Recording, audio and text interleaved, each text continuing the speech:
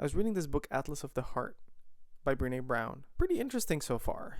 She basically tries to dissect human emotions, explain the subtle differences between them, point out which ones could be like bad for you as opposed to others that could be just not a big deal. For example, like shame. She really talks about shame a lot, which makes sense because she's a shame researcher, I think. Yeah, she thinks it's like the worst. But every couple of chapters, I'll read something that'll make me go like, And one of the sentences that made me go like, was about trust. What is trust? Oh, baby, don't hurt me. No, seriously though. What is trust? She defines it as choosing to make something you care about vulnerable to the actions of others, which makes sense. But what had me more hooked was when she started talking about self-trust. Just hearing the term self-trust make me go like, what is self-trust? Do I trust myself? Do other people trust themselves? But I was still like, whatever. I'm just listening to the audiobook and I'm just like, kind of like passively listening. But then she says, self-trust is usually the first casualty of failure and making mistakes. And I was like, I made a lot of mistakes in my life, especially in the last decade. It's been a decade of experimentation, trying new things, trying different life paths and maybe even personalities. But I never really stopped to wonder, like, how has my mistakes and failures in that last decade affected my self-trust? I never did a systems check after a failure. I just picked up myself and just kept going as a real man. So she breaks down self-trust into 7 elements. Boundaries. Did I respect my own boundaries? Was I clear about what's okay and what's not? Reliability. Did I do what I said I was going to do? I'm looking at you, cookie jar. I ate the cookies. Accountability. Did I hold myself accountable? Did I admit my mistakes? Did I make amends? And then vault, which I guess is like about keeping secrets. Like, do I keep other people's secrets? Do I only share what I'm like allowed to share?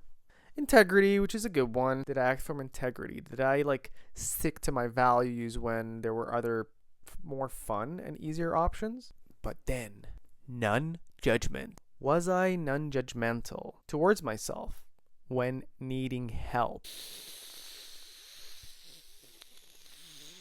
Needing help. Ugh.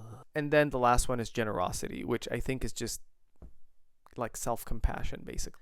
But seriously, that part about not judging yourself for needing help, like, whoa. As a man, I don't need nothing from nobody. This man don't need no help from nobody.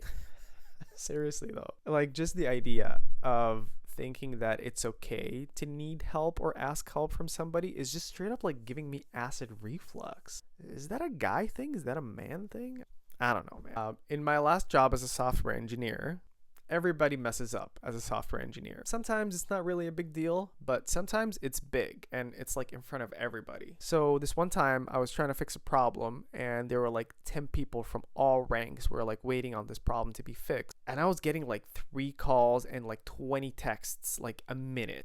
My phone and Slack were like blowing up. I was like sweating through my eyeballs, man. I was so stressed out. Even like my armpits were like kind of tingly and itchy. I'm just like hella stressed out, like straight up like fight or flight or freeze at work from home.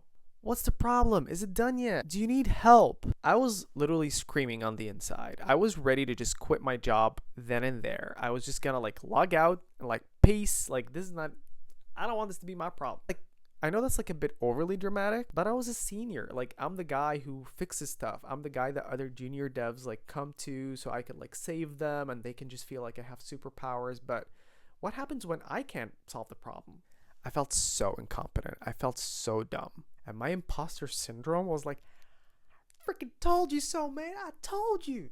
I literally just had to reach out to a colleague who's less senior than I am. And they basically just had to hold my hand to fix this problem. And once it was all over, I could feel a shift in myself and in my relationship to my work. Anything that was important, I'm like, internally, I'm like, yo, keep that away from me, man. I don't want to deal with this. I didn't want anything serious or important to depend on me. And like, I think this is the first time I reflect on this experience. I think just like I put it in a box, just put it in the attic, never want to think about it again. It's fine. I'm here. Just pick yourself up. It is what it is. But really, just going through that book, it just a light bulb came on in my head. So I guess I have Brene Brown to thank for that. I guess. So yeah, I guess I can only be grateful for this newly unlocked self-awareness. But really this brings the question of how do we heal our self-trust? How do we learn to trust ourselves again? And I know the answer is probably not that sexy. It's kind of like a muscle and you just got to use it. You got to put the reps in and just make it a little bit harder every once in a while, progressive overload, baby. And just over time you learn to do it again.